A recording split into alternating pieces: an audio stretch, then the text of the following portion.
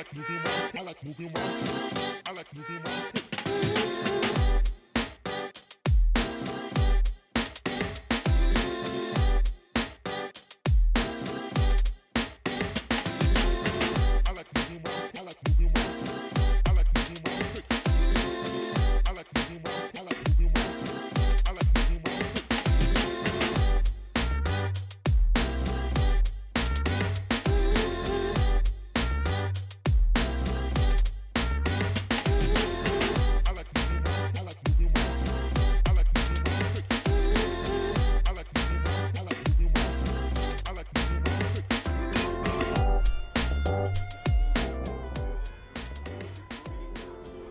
All right, welcome in to the Day 3 recap, the final day of DNVR Draft Day Live. It's been a wild ride.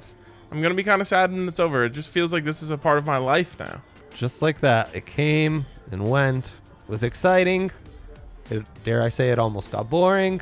And now we have until my birthday, June 2nd. We wait. Yes, we will wait. That was a quick Aaron Rodgers reference. The over-under, like, do we have over-under 1 minute? Because the under would have hit there. We just take the under every day on the Broncos podcast between now and June 2nd. Speaking of Aaron Rodgers, he's at the Kentucky Derby right now, and it's about to happen. I am happy to say I have watched zero Kentucky Derby pregame coverage today. That's got to be the most asinine thing in sports. Wow, shots fired. Yeah, just, Don't mean, like 4 hours of pregame for a 3-minute event, just something seems wrong about that. Plus, is it a sport? They're horses, not people.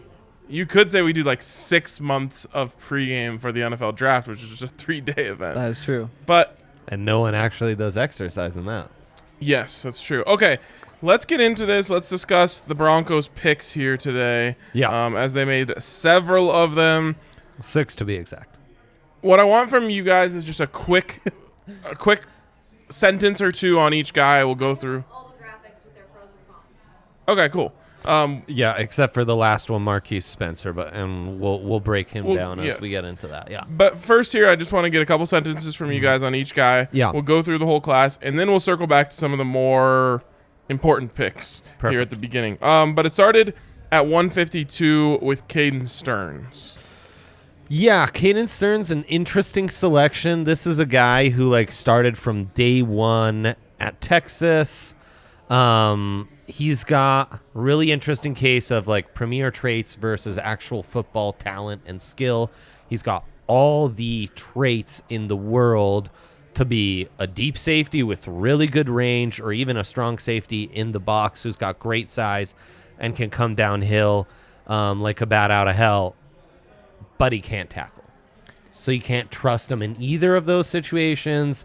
And while the best tape is when he was younger as a freshman in 2018, he was maybe a little tentative there and missing tackles.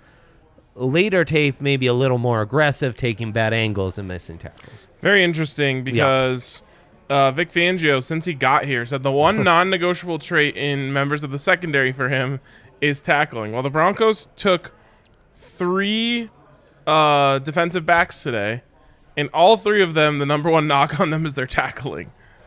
Yeah, it's pretty interesting. Very interesting. Now, we're still fitting that Vic mold where they're guys who are very versatile. What's interesting about Stearns is some people have said if tackling's the issue, maybe he should just be a corner. He ran a 4.4 flat. This guy can fly. 42-inch vertical. He's a 5-star recruit. He's always had the talent, and he's 6'2". He honestly looks like Patrick Surtain. The measurements extremely similar. Even that picture that we have up on the screen, his stature, you can just see has some Patrick Surtain to him. The only thing as a corner is maybe he's a little high-hipped, so maybe not the smoothest turning and running, but sideline to sideline, he covers a lot of ground. Flying downhill, he covers a lot of ground. Turning and running, he's okay once he gets in a straight line, and his back pedal looks really fast to me as well. Yeah, I think you guys basically covered most of my thoughts. What I can say, though, is that, to me, I really think that the key is going to be picking a position for him. And not necessarily, the importance isn't which position it is. It's figuring out what you want him to do and teaching him to do it. Because over the last couple of years, he has kind of gotten worse. And part of that, Absolutely. yes. Because, Yeah. I mean, even before the season, those early draft podcasts, we were talking about him as a target for the Broncos in the first round. And then throughout the college football season, you're like, oh, well, maybe this guy. And then by the end, you're like, well, what does he do for you? And so I think picking something for him to do and teaching him how to do it and do it well, I mean, he has all the tools. Yeah. He has all the tools. It's just about finding what to do with them and teaching him how to do it.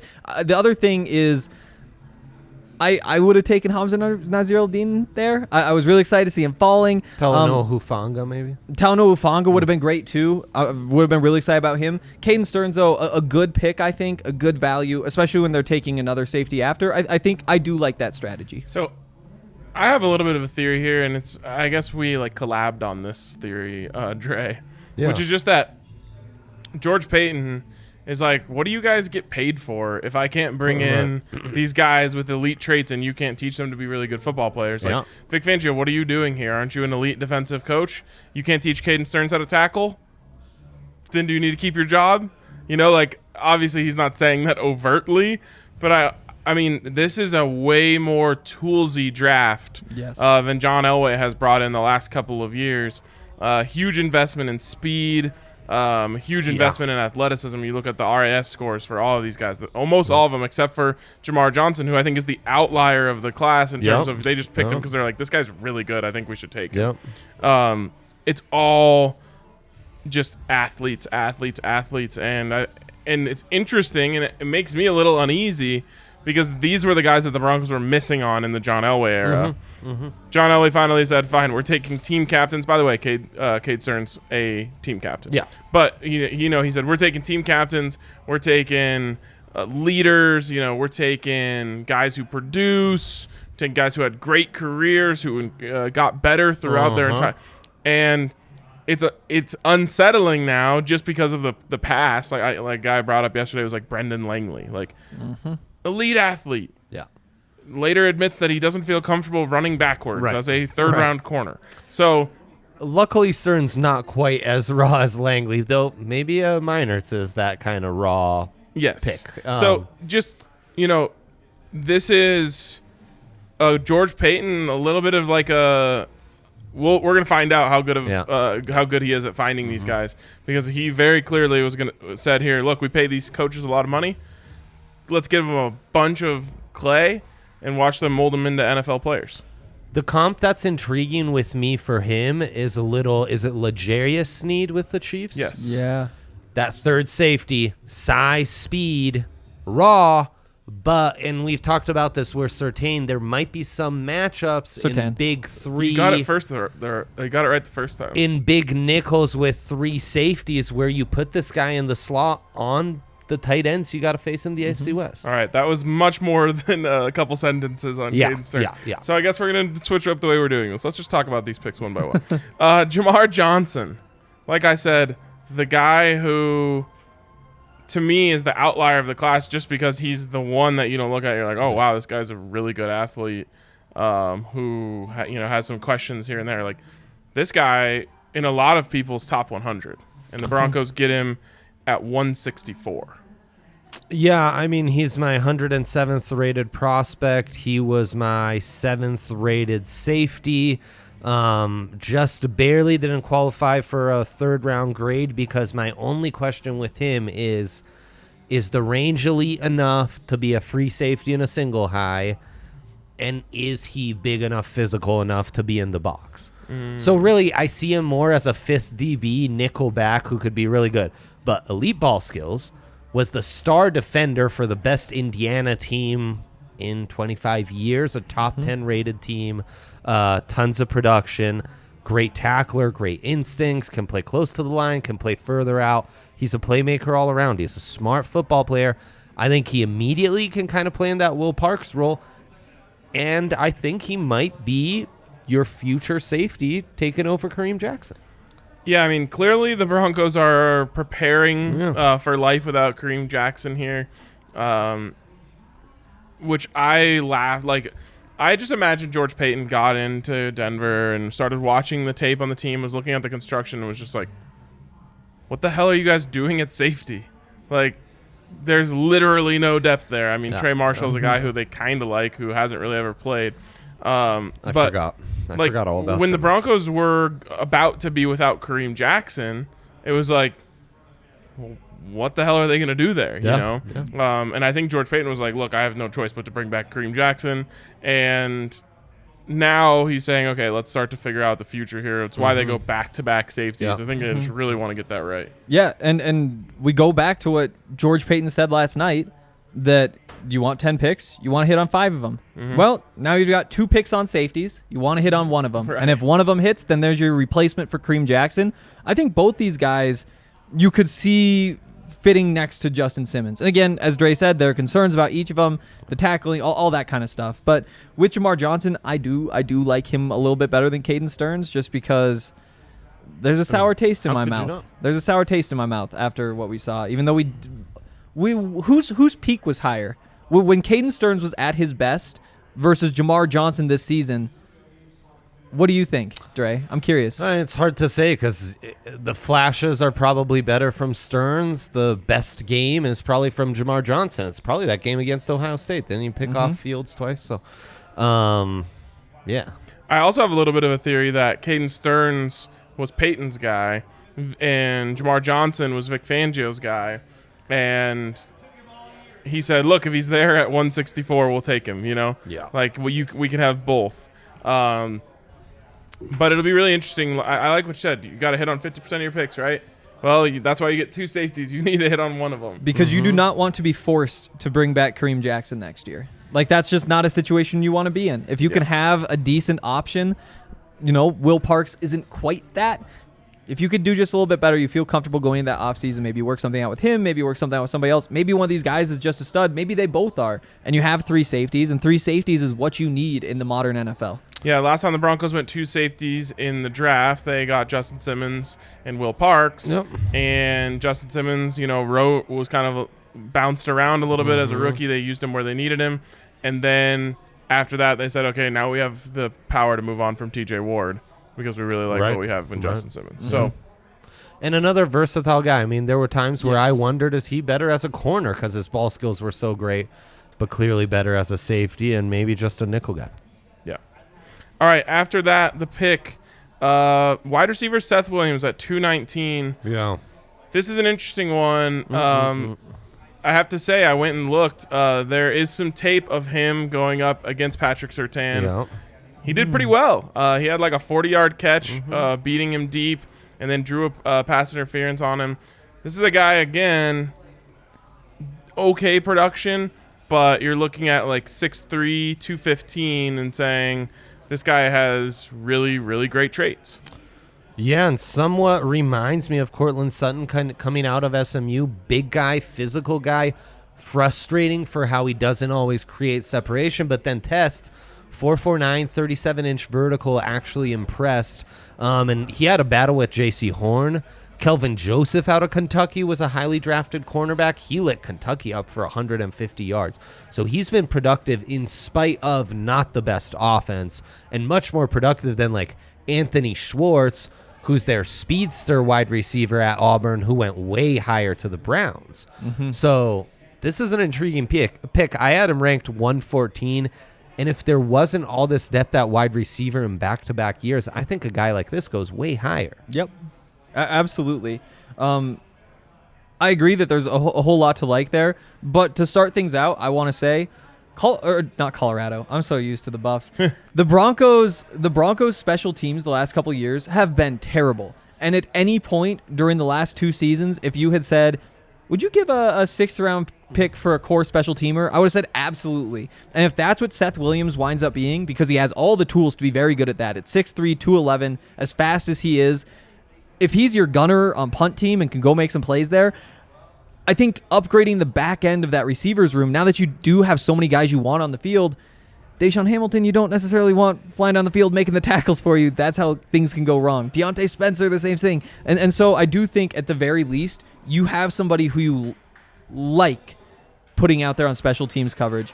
On top of that, there's the upside in terms of the receiving. And we saw a lot of good things. Going back and watching him this year, and even I guess the year before with Bo Nix, he wasn't he wasn't getting the ball in the places where you want to be getting the ball. Yeah, you know, for sure. a lot of it was hitting the corner in the back, and he's reaching around him, somewhere way behind him, somewhere way over there, and seeing all that, you know, there are drops. There are definitely some drops, and that's an issue that needs to be cleaned up. But there are also a lot of really great catches, in part because maybe the separation isn't there, in part because those balls, a lot of the time, were not on target. Doesn't it feel like this is almost 3 years in a row that at the end of the draft, they draft the same wide receiver? The toolsy, big, wide out, who's like, hey, if... Now, Seth Williams is the highest rated out of Juwan Winfrey and Tyree Cleveland. Yep. Like, I think we're talking about a different echelon, but it is interesting. They seem to be going back to this well over and over and over. When an undrafted Tim Patrick just worked out for him, you know? Yeah, there's a lot of complaints about the way that, you know, college football is translating to the NFL. Yeah. One of the pros is that the amount of wide receivers that there are is insane. And I almost wonder if a few years from now, people are going to start viewing wide receiver like running back, where it's like, I already do. Don't take one in the first round. There's 50 good ones in the draft. Right. Just, you know, get one later. I think we're headed that direction, and the counter to it is we saw DBs just going off the shelves. Yeah. I mean, guys I've never heard of before, you know, and teams are just desperate for DB help because we've got all these freak tight ends, all this depth at wide receiver. How do you cover these guys? You know, it's crazy. Yeah. Maybe it's a little bit short-sighted. If you can hear people we've got getting people hype excited, about the Derby. Yes. Did I say American Spirit? I didn't. I heard Spirit.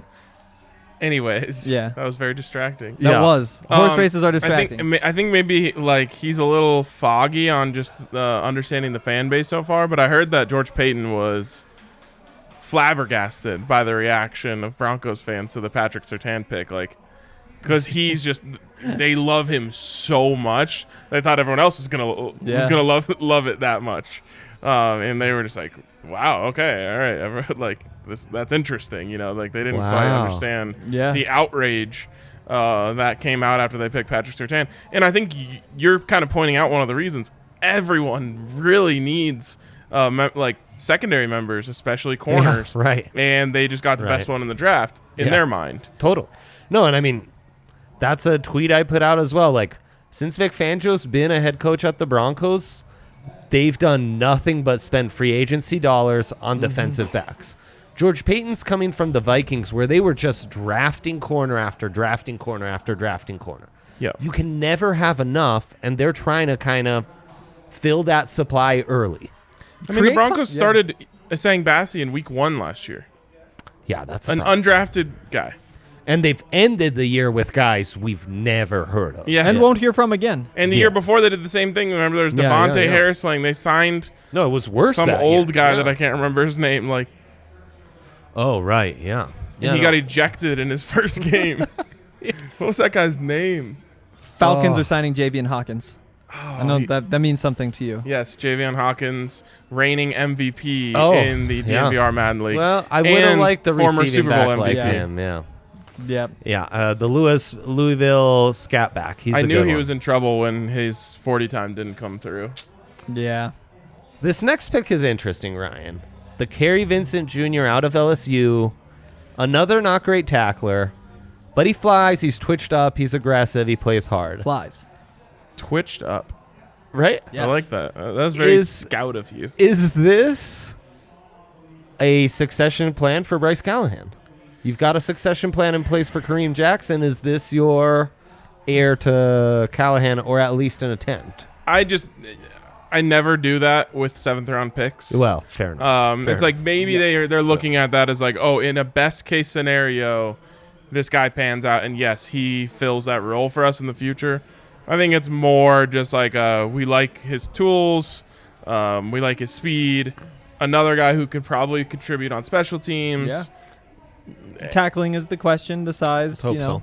Yeah. Tackling the question again. Crazy. Crazy. Yeah, the size. Yeah. Yeah.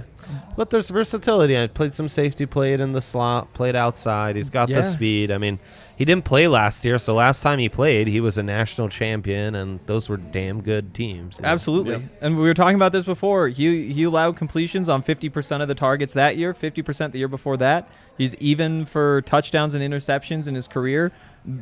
In terms of good college cornerbacks, Kerry Vincent, one of them. In terms of guys who can cover NFL receivers, there's your question.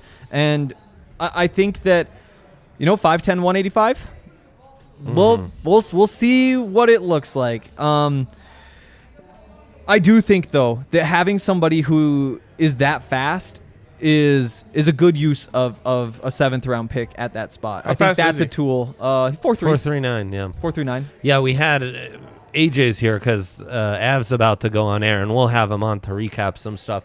He was asking, does he have any experience as a returner? He doesn't. Obviously, LSU, you've got options. You don't need to put starting corners there. But could be in the mix. Certainly, I don't know. Do you want to keep holding a roster spot for Deontay Spencer with all these young wide receivers, Yes. With KJ Hamler there, too, though. They do. Maybe you want some competition, but You have KJ, too, though. Is KJ that much worse? They love Deontay. Like, I shouldn't say they. Tom McMahon loves Deontay Spencer, and I think he'll, stick his neck out a little bit. If he has to do it for one guy, he'll do it for Deontay Spencer. More hated, Tom McMahon or Ray Bennett, the Avs special? It better be Tom McMahon. It better be Tom McMahon. May not be. We have a debate. There might be a difference in how much they're hated, but there's a huge difference in the result. How good they are. This should be a TDSP topic. That's a top 10 power play right Yeah. Don't put that evil on Ray Bennett. truly. Tom McMahon, I mean, geez. Yeah. I'm shocked. Jeez, indeed. I'm shocked. Yeah. Good for him, though. All right. Next one, Jonathan Cooper, Ohio State. Teammate of course, yesterday's 3rd-round pick, Baron Browning. Yeah, a guy who stood out at the Senior Bowl, a guy who's pretty high on people's rankings, just missed my top 200. Just wasn't impressed, so didn't have it in me to give him that grade. But he's got power at the point of attack. He's got decent size. He actually tested off the charts at the Pro Day. That's a deep rotation you're dealing with at Ohio State. But yeah, just didn't strike me as a dynamic athlete or like a bendy edge rusher that's really going to get after the quarterback. But I am lower on him than most. Yeah. I honestly don't know a whole lot about Jonathan Cooper, but what I will say is that the depth at linebacker at Ohio State, it isn't just about like getting less playing time on game day. It means less reps in practice. And Buffs fans, if there are any of you watching, John Van Diest this spring, because there were 3 linebackers who were unable to practice, he got a whole lot of reps. And there were some issues with that as well. But he said, this has been an incredible spring for me. I feel like I've taken massive leaps because whenever I make a mistake, it's not that, 3 reps later I get to get back in and try to fix it. You're just right out there, snap after snap after snap. And I think that when you look at Jonathan Cooper and Baron Browning as well, somebody who you say, he is a little bit raw. There are questions about what he does do, playing the run game. Is he outside linebacker, inside linebacker? Once you get them into training camp and you get to actually work with them and develop them, I think that these linebackers out of Ohio State have the potential to grow more than maybe some others. And he played a little bit of both, right? A little outside linebacker, a little defensive end, depending on what they were doing. And I assume he's a true outside linebacker in the Broncos front, right? He is, yeah. But is he just the nickel D end? We'll see. Right. But what I will say is that if he's lining up on the line at Ohio State, it means he was getting work with Larry Johnson, who's the defensive line coach there. Yeah. And he's probably the best defensive line coach in college football. Oh, yeah. And the Broncos coaching staff loves him. Right. Draymond Jones, obviously, another guy who came out of there. So there might be a little bit of that at play here, too. 7th-round pick. Yeah. Worked with him. Maybe got a good word from him. Right. could play a role here. My favorite thing about him, he wears number 0, which it looks good on him. And a rotational D end who's going to play with a high motor. He's going to be physical at the point of attack, and he's not going to be a liability against the run. So, and finally, with the 253rd pick, Broncos' last pick in the draft, they took Marquise Spencer. I admit, not a guy I'd studied, but from what I'm seeing, finding, even his production in the SEC, I'm really intrigued by this kid. 6'3", 301, tested off the charts with a 4.87 40, 3-cone in the 90th percentile, and only 12 bench reps at 300 pounds. And he has over 33-inch arms, which is really nice and long. You watch him, he's defensive tackle size. Doesn't look like it at all. He's long. He plays like a defensive end. Pretty, for a 300-pounder, pretty quick-twitched himself. Can get after it, can penetrate. So an intriguing interior penetrator. But you see him, he has those 33-inch arms, and yet he never uses his length. So he needs to be developed. His hands need to be developed, because if this guy were to use his length, then we're talking about potentially a pretty disruptive 34 defensive end. Yeah. I think that, again, that's a good pick. Somebody who has that sort of tool, and again, maybe he doesn't have the strength tool. Again, who is good at bench press, though? Little stocky guys. Shorter arms. Those long arms do not help you with the bench press. So there is that as well. I do think it translates on tape, though. Like, you see him just not get guys off his body, Okay. He'd rather, spin or try to slip a shoulder than, get guys off him. That can be coached, though. That's technique, man. Yeah, absolutely. I'm curious, what do you think? Like, do you see him eventually as more of a pass rushing type? That's what he is right now. I think so, yeah. Yeah, as a rotational interior pass rusher, but you can get that figured out, get him a little stouter against the run. You might have some juice as a starter. There we go. Which for what? A pick that was 5 away from Mr. Irrelevant. That's not bad upside to be invested in. And one thing that you got to understand here, and maybe this class isn't quite big enough, but I would assume it is. One thing that George Paton wants to do is get as many draft picks as he can. He loves using draft picks. He also likes to have a lot of 7th round picks, because he believes it takes the stress out of, not being able to get your guys in the UDFA market. Yeah. So with that in mind, they kind of look at 7th round picks, especially these later ones, as UDFAs. Totally. And with that in mind, they're okay with cutting draft picks. Right. Right. So that's something that has been very faux pas for the Broncos over the last, during the John Elway era. Total. I can only remember a couple guys who didn't make it out of the first training camp that were draft picks. Yeah. So that's probably going to be a change here. I'm not saying Marquise Spencer isn't going to make the team. I'm just saying something to keep an eye on as we go into the George Paton era. 7th round picks, basically, I'm going to be looking at them as UDFAs, guys that they didn't want to let get to undrafted free agency, but they were really intrigued by. Yeah, they're priority free agents. Yep, absolutely. And that's really, I thought they got tremendous value until the 6th round, and then the 7th round, it's much more, let's see what sticks. Yeah. I do like Vincent. I like Vincent, but I totally agree. Another common theme that we weren't so much seeing under Elway, today it felt like we've seen more going after big-time recruits. Big-time recruits those are the athletes. didn't totally pan out, So we're rolling the dice a bit more on these day 3 picks, and I like that. I do too, especially when the plan was to stock up on more day 3 picks. Again, right. You wind do that to roll the dice, not just to fill your roster with low end, a bunch of role players. Right. Exactly. You don't need that. Yeah, it was a great pick, and especially those back-to-back safeties. Love it. That's that 50-50. One's gonna be good enough to make you have at least a little bit of leverage to figure out that safety position going into the offseason. Yeah. Can I get a favorite pick of the day from each of you? Jamar Johnson by far. Yeah, I think that's mine too. Oh, I was going to say that, but I'm going to go with Caden Stearns. I think the speed that he brings to that back end could be real dangerous if they figure out how to hone it in. And again, that's why you have coaches for. Damn straight. Yeah. Allie, do you want to bring up the graphic we have of the full draft class here? We'll bring AJ on to get a little reaction from him here in a second. But there you go. 10 picks, right? Is that what we ended up with? 10 picks.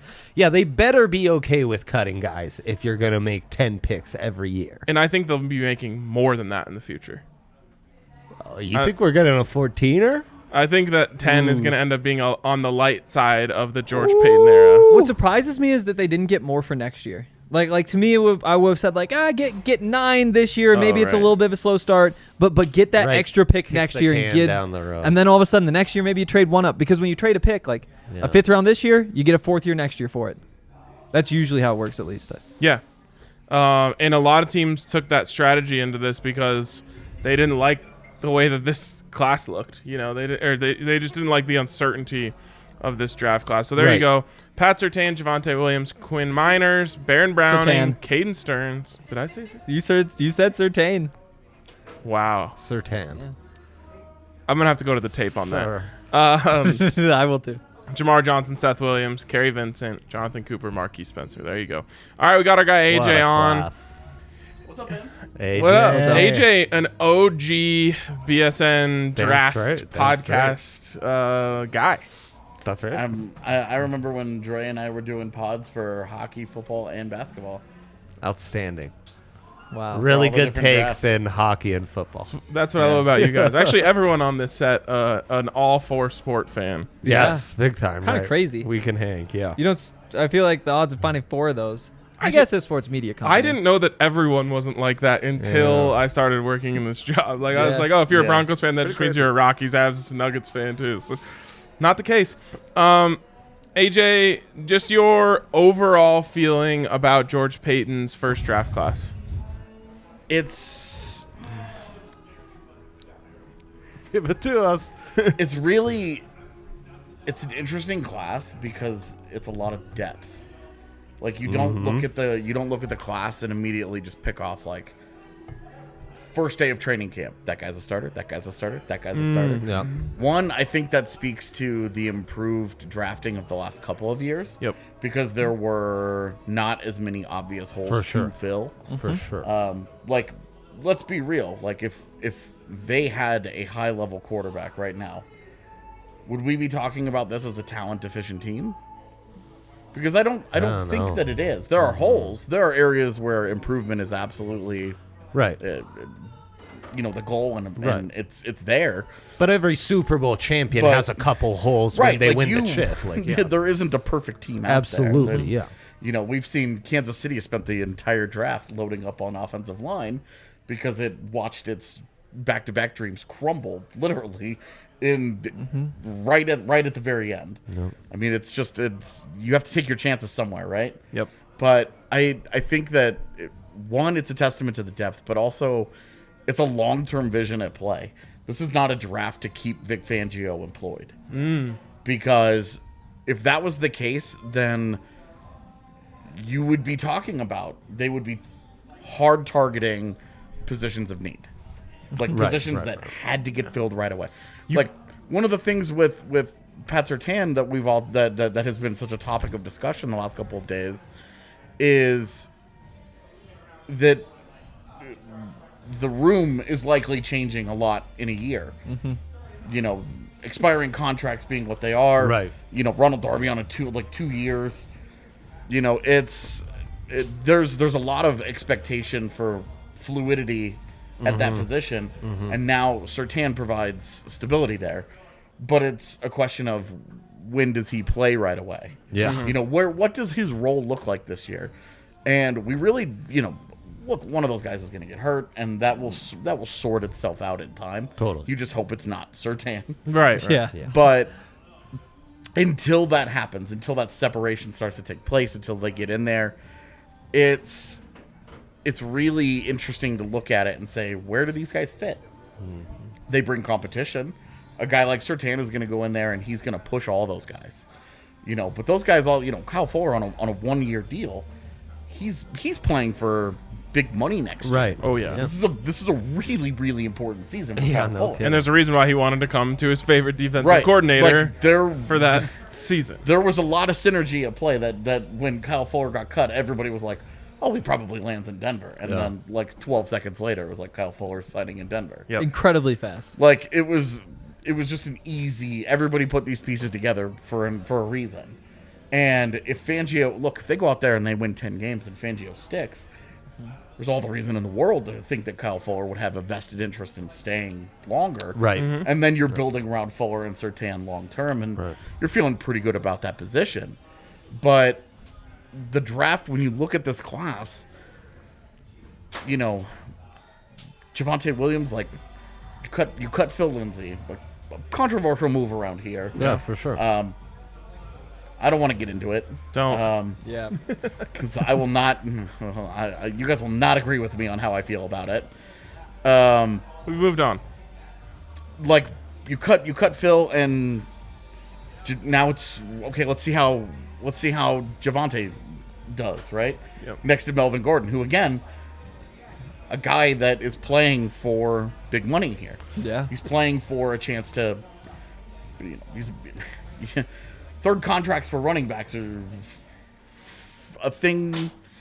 It's a bit of a white whale, Yeah, it's not, You it's get not it. something. Something good has happened. Yeah, exactly. Like you have to really prove a worth sure. there to get one of those. And I think that, you know, there's a lot of help there for Williams, but it's also a very easy drag and drop position. It's a very, but that's a premium pick. You know, that's a high pick. But you really like Trade him. it up for him. Oh, I love him, but there's always the question of they are so replaceable, running backs. Yeah. They're so disposable that even the guys that you love, how long do you love them for? Right. And a guy that plays such a physical style, how long are you expecting to get out of him? Yeah, and I think, you know, we talked about it a little bit yesterday, but I think you look at Dalvin Cook for George Payton, you know, in Minnesota, where they traded up in the second round to get Dalvin Cook, and he was, you know, a huge piece for them for the last few years. Yeah. So, Except that he runs super physically and he gets hurt. hasn't been available for a lot of that time. One thing that you gotta really love about Javonte Williams, though, is compared to some of these other guys, the touches that he had in college is way down. I think both Najee and ETN were in the 700s when it comes to touches in college. He had 414. Yeah, and like tread on a running back's tires is always something we look at when the guys come out of college. It's almost, at this point, it's almost better to be in a platoon with a guy like Carter, like he was, than who's another guy that I really, really liked. I really liked him. I thought there was a chance they might try to pair them together It again. would be fun. Yeah. It would have been fun to just like get the band back Instead, together. he's paired together with the other Michael Carter. The the Jets Duke, drafted back-to-back Michael Michael Carters. Carters. That incredible draft, not because of the two Michael Carters, but yeah. Yes. That's a fun pick, though. That's Well, a fun fit, too. I give the Javonte Williams pick a thumbs up, and you should give this video a thumbs up if you're watching. Got a lot of you guys watching. Big time. I'll do that so we too. appreciate it if you hit us with the thumbs up. Yesterday we got like 150 when we asked for that. You never know. Maybe today's the day we get 200 thumbs up after we request it. Wow. All right. Dre, I want the same thing from you. Just your overall feeling about the draft class and kind of what you learned about George Payton in this 3-day span. In a sense, we should have almost seen it coming. Kind of a safer building block. I'm setting the bases to set us up long term. So I think a really solid class, you know, with top 10 picks at each round. You kind of gotta be safe, but you gotta take care of business, and they got really good value on my board with their first, 7 picks, 8 picks, I guess. And also, I like that he's taking a few more risks on talent. He's taking more risks on like blue chip recruits and speed and athleticism, and just rolling the dice a little more and taking bigger swings for high upside. Because as much as I like the change in direction for the scouting department the last few years of going with team captains, productive players, higher floor guys, you do worry that caps out a little bit of the potential of the roster, and I'm glad we're getting back to some And I think- high-end dudes. I think it made a at lot of premium sense spots. when they were really talent deficient to raise the floor of the roster. For And sure. now that I think they've done a good job of that, they can start to go for the higher end guys. You can start to Right. try and mine for more. Right. Hey, we're not just trying to get guys who are better than the street free agents. We're trying to get guys that are going to be impact players now. Guys that are going to fill important roles. And I think that was that's an encouraging difference. They were, we'll never know what this would have looked like without George Payton had LA just stuck around. Yep. We'll never know how different it would have been. But I think there was a clear change, and it makes a lot of sense. I think it's a sensible approach. I don't love it. Like, I don't love the class. I don't look at the class. I'm not overwhelmed by it. But it might be I think it has the potential to be a class where we look back in a couple of years, and it's not so much about who they didn't take. Mainly the Justin Fields pick. But we can. It has all the earmarks of a class that you look back and you're like, look, they got 3 or 4 starters out of that. Yeah, I look at this and I say, man, in your first year as a GM, it's really easy to go BPA. There's so very little pressure Totally. on George Payton that I just think that The guy has a 6-year deal. Right. Like, Right. he has all the comfort in the world to just run a program however he wants. So I think that they were really steadfast about BPA in this draft, and they just said, "Look, here's our board. We're taking our guys whenever they come up." And the number one sign that you see there is when you came into this draft. What were the if you even went with the 4 biggest needs, 2 of them were going to be quarterback and offensive tackle. I mean, those are the 2 main positions you saw being mocked to the Broncos in the top 10. Yeah. They didn't touch either of them the whole draft, start to finish. So that to me says need was not even a word in George Payton's vocabulary here. That's how you saw them load up on certain positions. Right, I mean, the secondary, you got 4 picks in the secondary. In the secondary coming into the draft was the strength of the team. So I think that this was very clearly just, hey, it's my first one here. Let's stick to the old adage that no one actually sticks to because there's pressure on them. Well, there's no pressure on me, so we're going BPA. I also think it should be noted that just because we think that their team needs are what they are, he may not necessarily agree. For sure. Especially after getting Bridgewater. Like, he might have been like, look, Bridgewater and Locke and Rippon, like, I'll roll with that for a year. Yeah, totally. And then we'll reassess. Yeah. Right. Garrett Bowles, they just gave a big deal to. That's one of those tackle spots that you're not worried about. And Juwan James is getting a bunch of money as well. Right. Well, and Juwan James' biggest problem has been just availability. Yep. And they've got the depth on the interior O-line and Reisner, who's a former All-American right tackle. Which, you draft a guy like, I think Miners is probably going to push for playing time. I think that they're between center and guard. They're going to give him all the opportunity in the world to take one of those jobs. And look, Reisner just wasn't very good last year. And if he has to end up swinging outside and Miners takes that job, they didn't need to draft for tackle, especially if that alignment goes well, then you're like, okay, great. We're happy with this. Yep. But I don't necessarily think that just because there's a question mark at a position, it's one that you would label as like a high-end need. Right. Absolutely. And I also think that maybe yesterday we talked about Aaron Rodgers and how, Zach felt like everything they were doing was planning for eventually having Aaron Rodgers.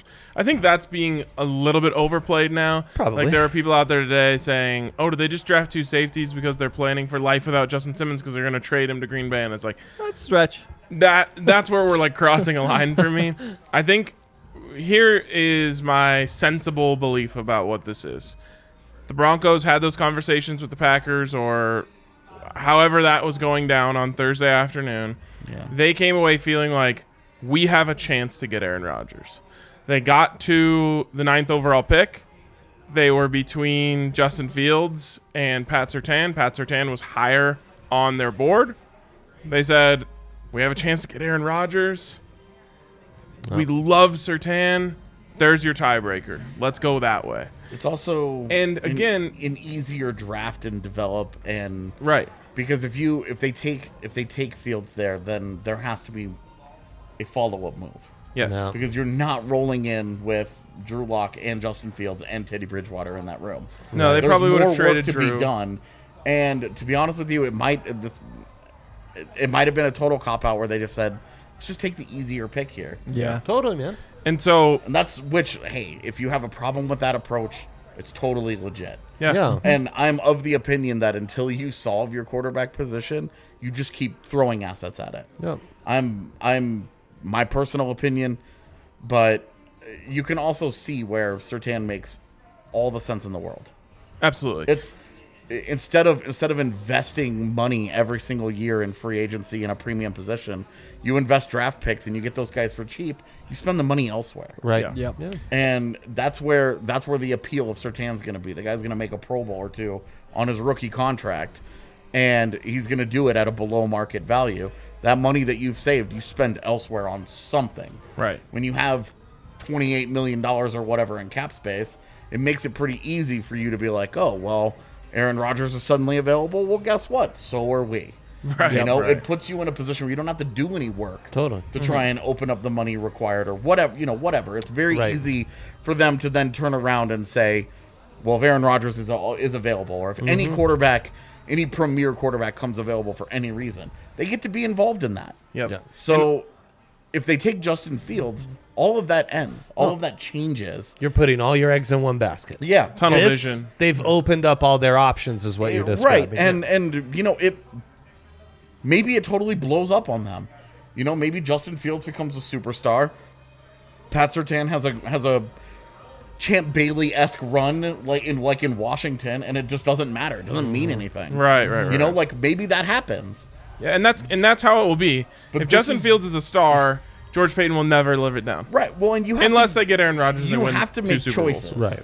You have to decide that you're going to go a route. And what I liked is that they didn't muddy the waters with it. They picked a route, and they said, okay, we're going to go the lock route, and then we're gonna supplant him with a guy that can keep us competitive and can help us win games if the lock thing doesn't work out, or if the guy, which we've seen has happened in both of his first 2 years, if Lock gets hurt, Yes. then your season isn't lost. Right. And the other thing about this draft class that I think I would point out is that for a team that was decimated by injuries last year, I'm not sure why so many people have been upset about them adding depth all over the roster.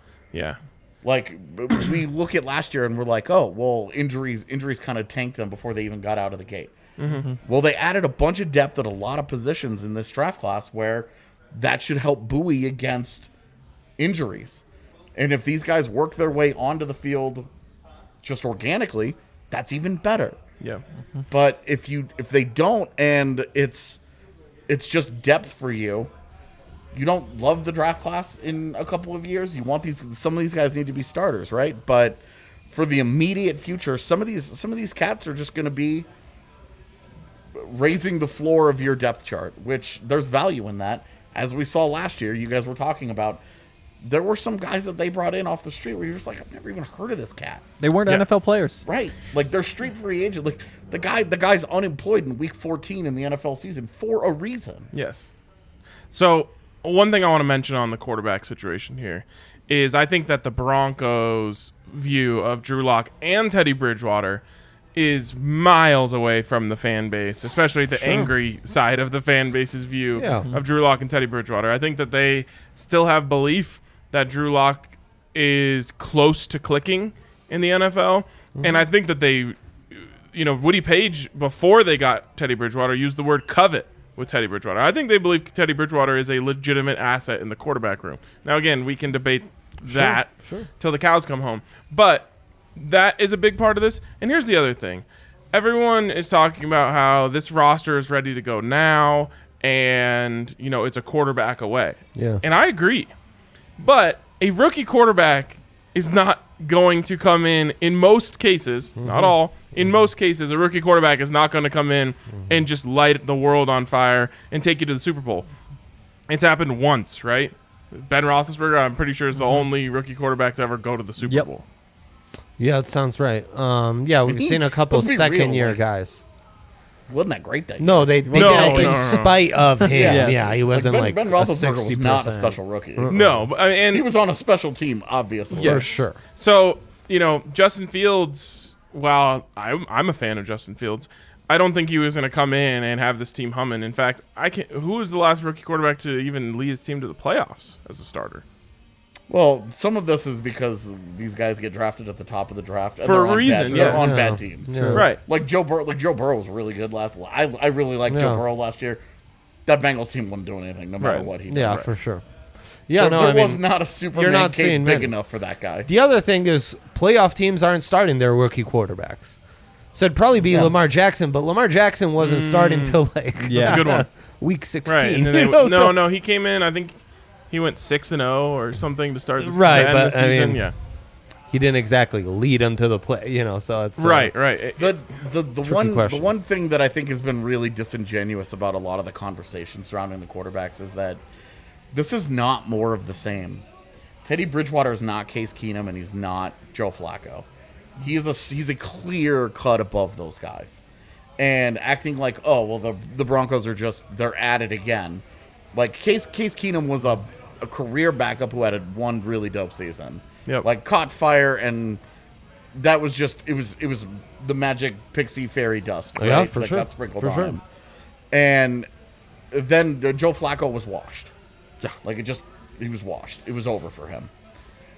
Teddy Bridgewater's not there. Like Teddy Bridgewater is, look, is he a high level starter? Come on. Sure, but he wouldn't have gotten traded for a 6th round pick. Right. The day before the draft. Right. Like, let's be real here. But that's not a guy that's going to be an active detriment to you. You should be, if he ends up playing, the team should be competitive. If he ends up as the backup, he should be an asset to a young starter that can really help him out. Because that, by all accounts, that's the guy that he has been in his career. He's been that kind of character guy.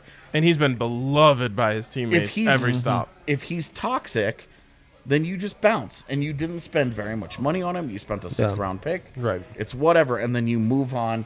And if Locke doesn't work out, honestly, this time next year, you flushed that room and you've started over. Yeah, for sure. And that's, that could be the I told you so moment for everybody that's upset right now. Mm-hmm.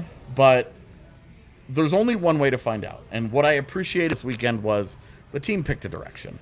And they've given no real room for excuses for Drew Lock. Injuries are really the only thing that has kind of kept us from probably making a final decision, everybody involved. Fans and evaluators alike. Injuries are probably the thing that's kept us from coming to a final conclusion. Right, knowing by year Everybody's 2. leaning one direction or another. Sure. But there's enough that you could say, okay, let's see, and then let's also see what happens in a normal off season. Let's try to keep in some context here. Last off season there was nothing for the team. New offensive coordinator that they're not allowed to work with. Training camp was goofy. There was no real preseason. They were awful circumstances for a young quarterback who's trying to take the big leap. Give him one more year, and look, if it ends up not working out, then all of the orange slice people can have their pound of flesh. And then everybody moves on, and you try again. And we can remind those people that we were having the same exact conversation last offseason when the Broncos didn't take an offensive tackle. Yeah. And everyone was despaired. And fast forward 12 months later, Garrett Bowles is beloved, and it was a great decision not to get an offensive tackle to replace him. There was a different context, of course. 100%. And just because Bowles it's the having same the year scenario. that he had Right. makes it a little easier to be like, Totally. let's see what Mike Munchak can do with Jawan James. Yeah. Yes. Look what he did with Garrett Bowles. Yeah. You have the best O-line coach on the planet. Let's see what this guy can do. Right. And just because it worked out with Bowles doesn't mean it's going to work out with Locke. Of course. No. That's not how these things go. But you got to see how they work out. Right. And, like Brandon with did raw last night, you can prospects. point to Josh Allen year 3. You can point to Baker Mayfield year 3. That also doesn't mean it's going to happen that way for Drew Right. Lock. Right. But at least there's some precedent of guys seeing it click, especially, the scheme change and all that, which was working against Drew. I feel like Drew. It's like a hockey game. It's like you're entering the third period. He's down like 2-1, 3-1. You either say, hey, let's ride it out, see if he comes back, or say, you know what, cutting it now. Time to start over with Justin Fields. Start fresh and see what happens. And I feel like at this point, that's what's going on. Right now, if it's like, I would say if we're gonna use the 2-1 third period analogy, like start of the third period has gone well for Drew Lock because this could have been a disastrous weekend for him, and instead, all it did was reinforce from the organization that they are going in on him for one more ride. All right, Drew, we believe in you. We're gonna see what this talent does. We think you've got the arm talent. We want to help you put all this together. I will say, we want coaches coach. Yep. We want to see how this goes with the coaching staff one more year, and then we'll make a decision from there. I will say though, both Zach and Mace believe Teddy Bridgewater will be the week 1 starter. I think it'll still be Drew. I do too. I think it'll be Aaron Rodgers. I want to change my answer. I want to change my answer too. I think that's happening. I agree. Between Drew and Teddy, gun to my head, I'd go Teddy as well. You think so? Why? It depends on who gets to make the decision, right? Because Vic Fangio's coaching for his job. Right. Yeah. Well, That's the fear. Pat And I talked Shermer about this making the other day. decision is what worries me. I talked about this on That's true. TDSP yesterday. This was the fear with Bridgewater, is that a guy coaching for his job is not going to want to sit through the future play with Drew Lock. Yeah. He's going to try and keep his damn job. Yeah.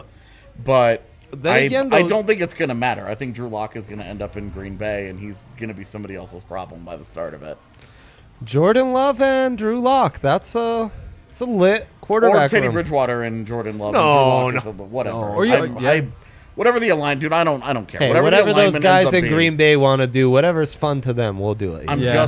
just saying. I think the Aaron Rodgers thing is too real. I think that the fact that I heard about it and I'm a hockey guy means that there's way more smoke behind the scenes than people want to let on. Especially people coming from Green Bay who want to pretend like nothing to see here, and it's like your entire neighborhood is on fire. Yes. Yeah. Like, what do you mean there's nothing to see here? At the same time, why would the Packers want to force this when they literally drafted his replacement, and you're gonna try and keep this guy hostage? Just I think some of it is culture, and some of it is I'm going to show you that player leverage isn't going to go like this in Green Bay. right. I mean, I'm the guy in charge, and the organization comes first, and you're not going to be above that. I don't care what you've done or who you are or blah, blah, blah, blah, blah. Because once that cat gets out of the bag, it never goes back in. well, I mean, look at what happened in Houston. You know, without getting too deep into it, this was a player empowerment battle. And I said this early on during this on the podcast. I said, all of the owners in the NFL are looking at the Texans right now and at the Texans owner and saying, don't let him win this. Because if he does, we're all in big trouble.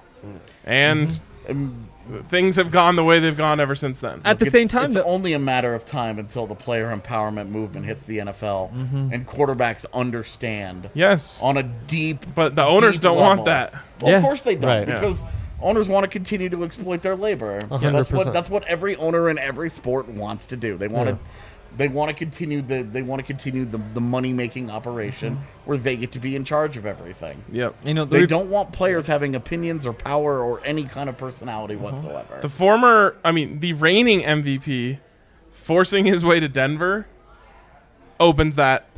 I mean, it's over at that point. It's a little. I mean, a guy that's 37, I think, is Yeah, a little bit different. Than Sean Watson's 26, I think. 25. 25. Yeah, that's a really big problem. Yeah. That's a. I mean, I think we're headed there anyway, because quarterbacks are so important in the NFL. Quarterbacks are paid like NBA players or MLB players, star play. They are Yeah. you can try to deny them, but we're there. Whether you want it or not, quarterbacks we're have there. that power. Like a team's not going to be like a team could treat a running back a certain way because 100%. the salary is lower, Yes. the guaranteed money is lower. That And they're guy- replaceable. That They're guy knows that when he's replaceable, 28, yes. he's probably doing something else with his life. Like, Yep. you just have a different. But with a quarterback, you have to treat them like kings. They are like they're the king of the 100%, castle. man. 100%. just to play into what you just said, Aaron Rodgers, 37, we said? Yeah. 37 years old. No Sean Moreno. How old do you think he is? 31. He's 33. It feels like it's been forever since he was a Bronco. And he's a real estate agent now. I know, but that draft was like, what, Is he a 09? real estate agent here? He sure is. I'd buy something from him. I don't have the money, but if I did, I would. That would be so cool. Yeah. But that's crazy. Like, it feels like he's been out of here forever. Meanwhile, Aaron Rodgers, we're like, trade for him. He's still got 4 more He's years. coming off at an least. MVP season. No Sean, same draft teammate of Matthew Stafford. Just traded multiple first. Stafford's basically like, middle of his prime in his early 30s. So the lesson here, don't let your kids become running backs. Never, ever, ever. Also, I saw a question in there saying, like, what's the package that takes for them to trade Rodgers? The package does not matter. Like, either they decide they are That's willing not to the trade question, him though. or not. You keep doing this. No, That's but I'm not saying, the like, no. listen, though. The question is, people. No, you gotta. Did you read the question, the though? person who's What do the Broncos asking you have the to give up to get question Rodgers? Is also in favor of trading Rodgers and would trade anything. They also want a good team with Rodgers, so they're interested in the trade package. Yeah. The trade anything is not interesting, Henry. Can we pull up the Just say question it so that and Drake move can on. see it? Say it and move on. It's fine. Oh my God. Yeah. What is the trade package that we need to give up for Rodgers? When after June 1st could this happen? They want to know the package. But Stop. And June again, 1st at like 2 p.m. I'm not going to let you speak to my Love it. son that way. Love anymore. it. in the exact same way where he cuts me off before I answer the other part of the question, which is, the first of all, what matters is the Packers have to be willing to do it. And no amount of ammo is going to change their mind, I don't think. When that happens, though, I believe the 3 firsts. And? Or no? I think 3 firsts. I say 3 firsts and a player. They don't, I don't think so. I think it's 3 firsts. Why would they not ask for the player too? Why would you give it to him? Because it's Aaron Rodgers. Yeah, You just said the price doesn't matter. Exactly. Will you pick a side? But no, I'm saying, totally. You're like the guy driving down the middle of the highway right Goodness, now. Bro, no. Listen to like, My gosh. no. What the truth is, like, it's 3 firsts. If they say that we want to trade him, then they are either going to take the package that you offer them, or say no. Aaron Rodgers, have fun being retired. Oh, see, And if I'm the Packers, I keep asking for stuff until you say no. And then when you say no, I say, okay, cool, we're not trading him. And then you get one more. And then you say, fine, okay, we'll give you 3 firsts, Bradley Chubb, and Patrick Surtain, or whatever. What I think is interesting is leverage is being lost on the Packers side, every day that passes, letting the draft pass. So but the leverage, have they though, played their way out of a player and now they're just looking at 3 firsts? Maybe, but I don't think so. Like, the leverage exists with the team who has the MVP that the other team really wants. So Until it gets really ugly exactly. for a Yeah, month exactly. straight with Straight the up says, I will MVP. retire. right, but the Packers can pretend in the trade talks that they're willing to let him retire. Yeah, but I mean, what's that conversation? But then you get into the first week of training camp, and that dude's not there, and you're watching Jordan Love, and you're going, "Oh my God, We need some picks. we either need to start retooling for the future right now, We need pick stat. and we need a tight end." If you believe the reports, though, that they're saying we are not trading Rodgers, then all of a sudden the day where they are like, well, actually, we could be convinced. I mean, we that's take just a calls yes. on That means now it is everybody. available, and at that point, I don't think they're gonna say, well, we'd rather have Aaron Rodgers retire than have 3 No, firsts they wouldn't actually do versus having 3 firsts and a player. Like, I do think that you go and you offer 2 firsts, and then they say, yeah. If you get him for not giving up a player, then start laying the foundation for the George Payton statue. That's what I'd be fighting for right now. I'd be trying my best to keep this young core intact. Yeah, I'd rather give him a 4th first and than just Chubb or sacrifice Judy or one of them. picks that are going to be picks that will come into effect while Aaron Rodgers is my quarterback. All right, last question I have for you, AJ, on this, at least. We've asked everyone this. They call it's 3 firsts and your choice of Bradley Chubb or Jerry Jeudy. Oh, I mean, it has to be Judy. Okay. Yeah, it has to be Judy. I'm not passing up the opportunity to have Aaron Rodgers and Jerry Jeudy. I just with the revelation that Tim Patrick has become. That's true. With Cortland Sutton already around, with Noah Fant still there, with KJ Hamler still there. I don't think you're suddenly like lacking in weapons because there's no Jerry Jeudy. Yeah. No, but I think that, and I just think that with Chubb, like, so now you have Vaughn, and it's just Vaughn, and you're hoping that Vaughn is the same. He's in his 30s. He's come off. He's had a couple of major injuries now. Is he the same guy? You still need a pass rush. You didn't get any. You didn't get any in this draft class. No offense, Jonathan Cooper. Like, no, you didn't. Like, you just didn't. Well, and this wasn't the class for that, and that right there makes Bradley Chubb's value higher. Yeah, which is going to be the better player. Mm-hmm. I think it'll probably be Jeudy, but who's going to be more valuable to your roster? Who's going to be the more important like chess piece?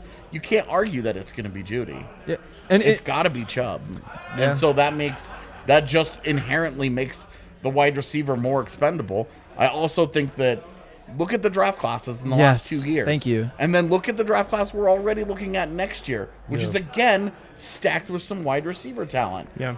Because the way that offenses have opened up, this is the position that is just flooding the NFL with talent right now. It's easier than ever to find good wide receivers. They grow on trees. And it's not I love Jerry Jeudy. Yeah. I was over the moon when they picked him last year. It was the easy pick. It was the right pick. But if we're having that conversation, no, it's not Jeudy. I understand where you're coming from, but I'm just seeing like Aaron Rodgers and Jerry Jeudy, and like Jerry Jeudy it gets his career on like a Hall of Fame path. And that's with all 3 to 4 years good and well, but then you're losing 37-34 in the conference championship. He's right back in Green Bay. Maybe.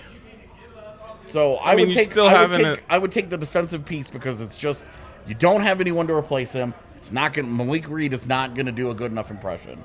See, I think Malik Reed is undervalued because of the classic he's an undrafted guy thing. Like, I don't have any issues with that. I just don't think he can stop the run. No, and that's fine. Yeah. But I'm just saying, like, in general, I think everyone discredits Malik Reed just because he's undersized, he was undrafted. Like, it's a guy who had double-digit sacks. So, yeah. I feel like he deserves a little more credit, and he can develop his game a little bit. Now, again, the size is going to always be a problem against the run. But and that might be why they didn't draft a developmental edge, and they went with a guy like Cooper who can play the run. Mm-hmm. You know, maybe you're kind of edged by committee. Yeah. All right, we are going to have Zach here on soon to talk about what George Payton has to say about his class. So looking forward to that here in a second. Okay.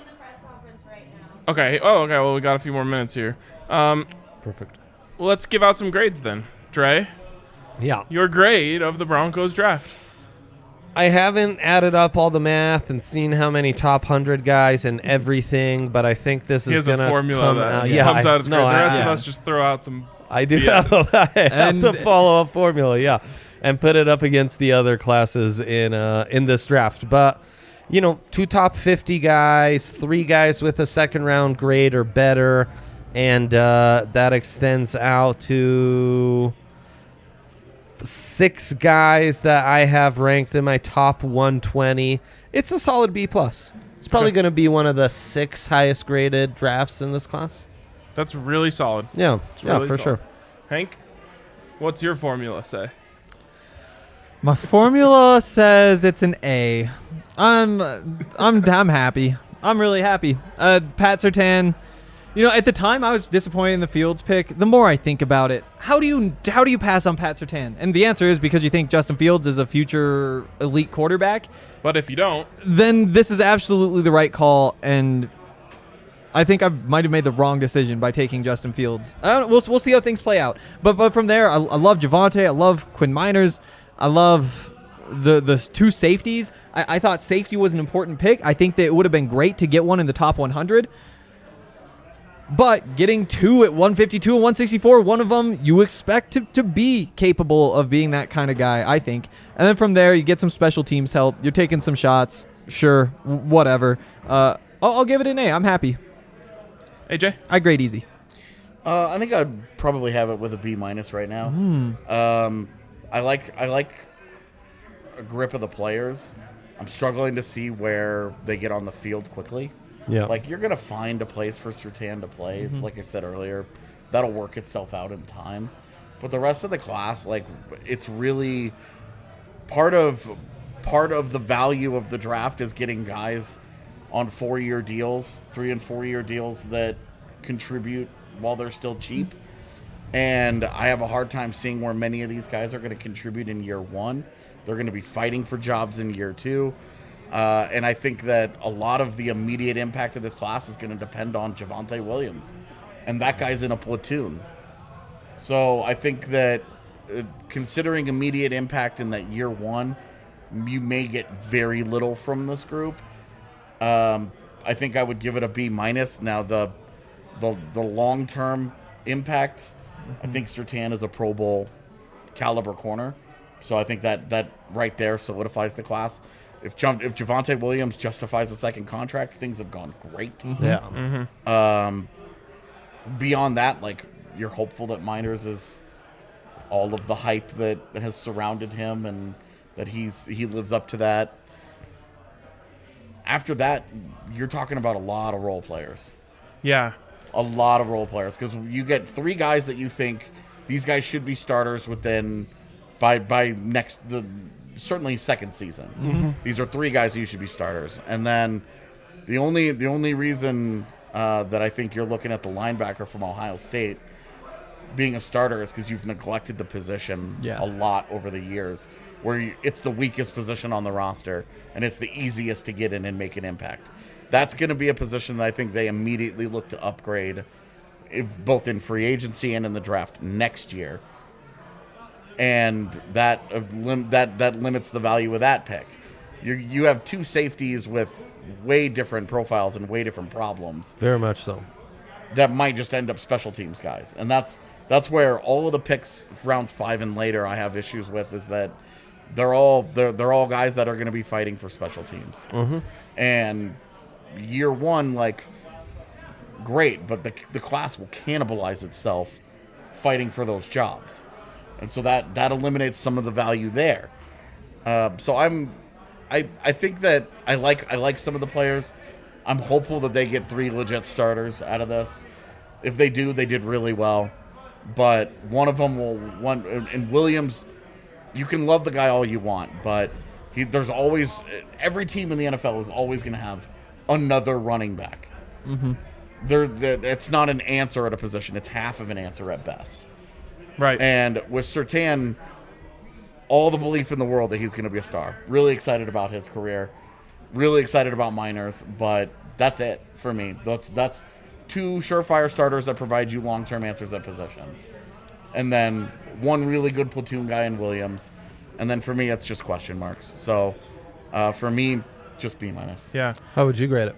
For me, it's a B. Just a flat B. I got to be honest, I thought the first 4 picks were great. Like, really great. Like, I thought it was full on an A track.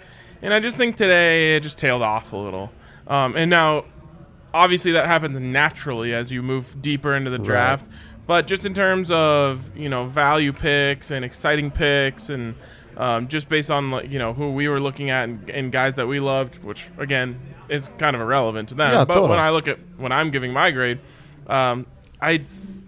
it just tailed off, I thought, today. So it's a B. And I think AJ made a great point that almost everyone that was picked today, maybe save for one of the safeties, is going to be fighting against each other to impress Tom McMahon. Right. Yeah. And I mean, there's a big special teams focus here. No pun intended. I think they're probably safe for this year. But that room is going to experience so much turnover, and I think it's too much of a position of need and value that next year, like linebacker, we're going to be talking about first-round targets at safety. If look, you guys were talking about maybe one of these guys becomes the guy next to Justin Simmons.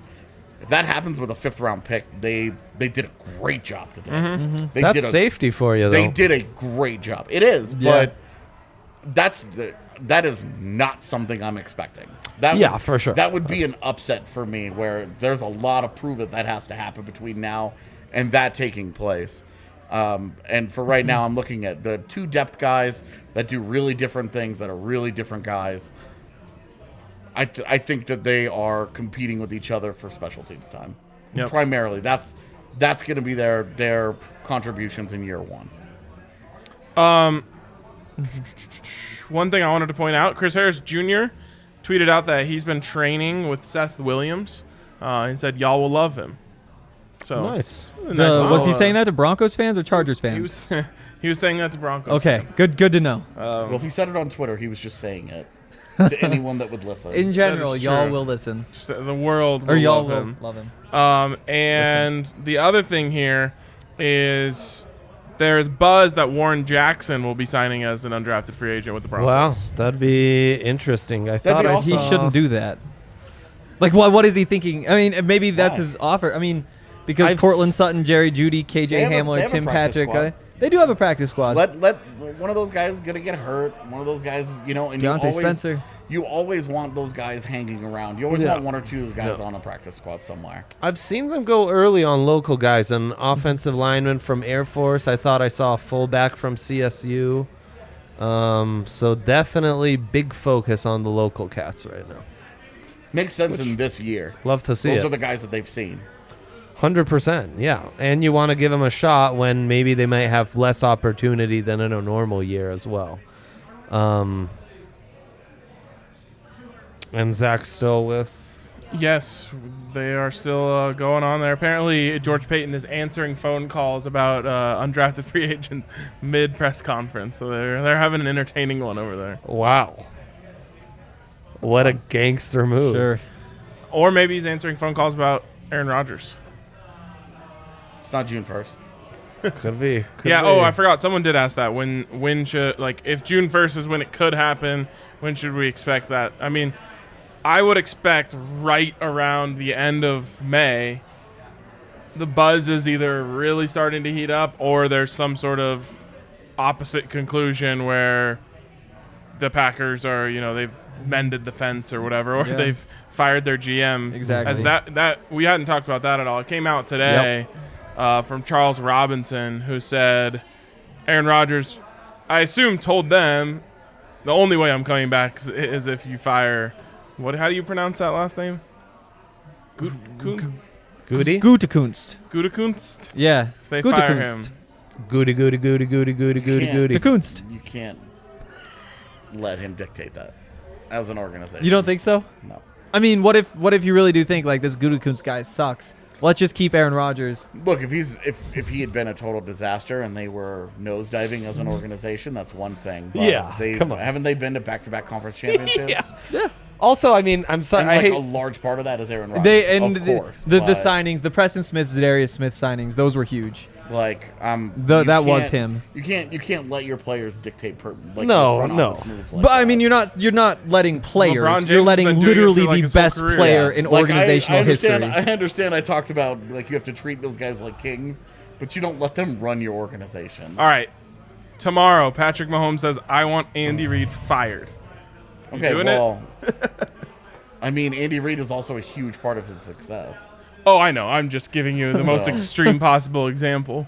I mean, we've seen You it happen fire him. with Yes, of Cutler. course. You you do. absolutely. Same thing with Aaron Rodgers. Cutler and Nolan, and exactly. the GM decision maker went out. The decision maker always wins out because he's the one making that decision. I mean- That's how that works. Yeah. Sure, fire the guy and trade the guy. You don't let that stand. I would let that stand. You got to put your foot down on some kind of behavior, that's man. the boss move. You do just fire him and trade Rodgers. No, that is the dumbest. No one controls anything. That's here. right. That's the point. I strongly disagree. Well, I don't know. I mean, that's a horrible spot to be in. There's no right answer. Yeah, You either cut out the legs of that guy and the next guy, because the next guy who takes that job knows if I do anything to slight Aaron Rodgers at any point, he could just have me fired. Why would anybody then take that job? It's like the Rockies trying to find a GM right now. Why would anybody take that job?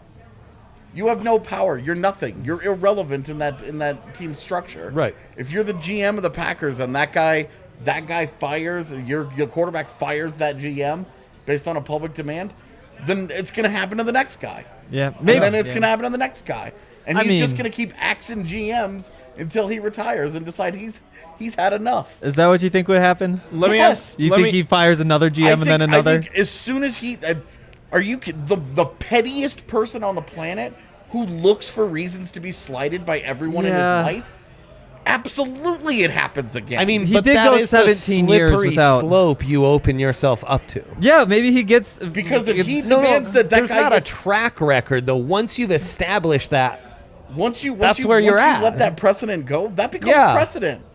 Like I said, Yeah. you can't. But put what's you the problem can't- with that? With a GM thinking Aaron Rodgers, if he wants to fire me, he could. But and again, Aaron Rodgers, it took him 17 years Because to call for a then- GM to be because fired. then he's not I don't think building- it's going to happen No. again in the next 4 years. Because then he's not building a I would be roster. comfortable taking that job. No, then he's not building a roster to win a Super Bowl. He's building a roster to placate Aaron Rodgers. right? Who wants to win a Super Bowl while the Yeah. current GM is trying to build Sure, for the but future, and he's that's why he not wants to paid fire Okay, him. but here's Aaron what I- Rodgers is not paid in player evaluation. Here's what I True. want to ask you: who's the best GM in the NFL?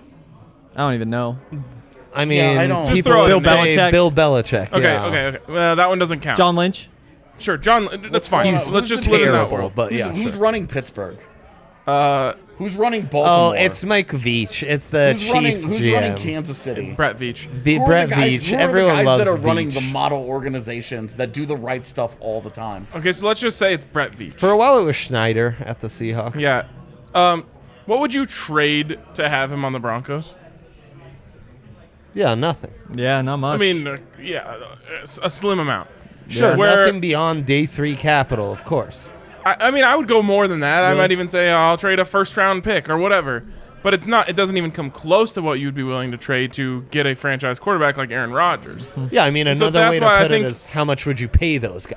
I Yeah. think it's silly to side with the decision maker in these types of scenarios. But I do also understand what you're saying, which is if you set the precedent that the franchise quarterback can make anything he wants happen, then you've Right. relinquished all power.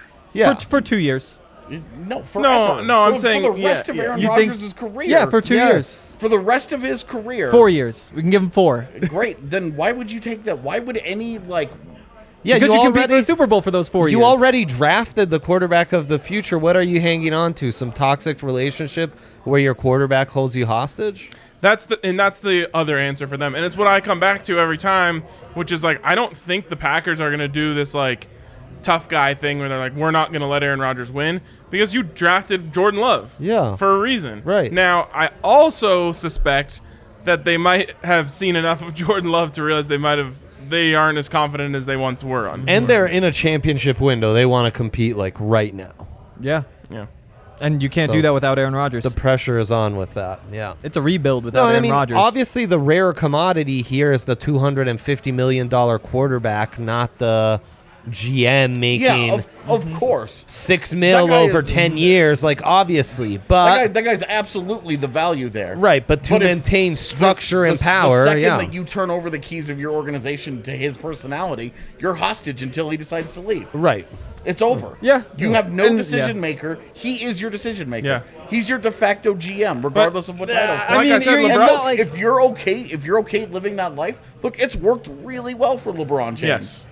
But LeBron James is in the NBA where he only needs 1 or 2 sidekicks. Yeah, He doesn't exactly. need 35 of them. Being a general manager of an NBA team and being a general manager of an NFL team while also being a player is very different. Also, Yeah. LeBron, his buddy is the most powerful agent in the NBA and essentially is a power broker at the level of an NBA GM. Yeah. So his inner circle can operate much like an NBA front office. Yes, like it's a different. They have a different world. Indeed. He's also going to be the first $1 billion athlete. Wow. I mean, the Avs are trying to lose. No. Apparently, I was talking to a Wild fan who said even like when he was good, they all knew he was bad. He had a couple of really good years, And they said the Legitimately, whole like- time like why we don't think so. Which is I can't speak any more than that, but He had, I think I'll pass it he along. had like a 4-year run where he was a huge part of their success. All right. AJ, if you need to go focus on Yeah, Avs. well, the Avs game just started, and I got my food an hour ago and haven't eaten it yet. So Okay, yeah, all right. We're gonna let AJ. I'm gonna dip out of hop here. off here. Thank you. This is why I love Yeah. having AJ. Always has good, does. strong Yeah. opinions, and excellent. leads to lots of conversation. We expect to have Zach Stevens here any second. I haven't seen any quotes from George Payton in a few minutes, so I've seen a Fangio quote, though, that Quinn Meinertz would start out playing at center behind Lloyd Cushenberry. yeah. A lot of people wondering if maybe he was drafted to replace Lloyd Cushenberry. That certainly plays into that, and I just wonder if maybe George Payton, not a big Cushenberry fan. You know, this isn't like he came from a different system. I'm sorry. It's not like he's like John Elway, who wasn't in that role and then came. Like, he's been doing all the scouting. He already has opinions on every player, especially the young guys. So maybe he didn't like Cush. And then you looked at the film. Could be. It's not like the film would have changed your mind from last season on how you felt about Cush. No, totally. I still think he can be a really good player, but Yeah, 100%. it And might, his Senior Bowl performance stood out as much as Quinn Meinert's. I mean, Yeah. Yeah. that's true. Yeah, he was dominated. Who was Javon Kinlaw. Oh, Kinlaw. That's who. He really gave Kinlaw a hard time at the Senior Bowl. Long limb, too. I mean, this is a guy who would have worn number 18 at LSU, you know, the prime number. So, yeah, I'd still believe in Cush. What about 18? Well, he was an LSU, like, captain, given number 18 and all that, but O-linemen can't wear that. Right. All right. Well, we officially have our guy Zach Stevens Look now. at Zach, what's up, my guy? My dudes, what's going on? Not much. First of all, want just your reaction on this draft class. Well, I like what they did, guys. What the Broncos did after the first two picks is they really went for future guys and guys that can help them moving forward, not necessarily in 2021. And sure, in the third day of the draft, that's what you typically see. But in the third round, the Broncos can typically get someone that can have an immediate impact. Instead, they decided to go with a developmental or two developmental guys there. So we're really going to have to wait many years to see how this draft class develops. Fair enough. Do you have everyone else here has given a grade, so we need your grade on this. Well, I have to take everything into consideration here, and I'm going to go a B.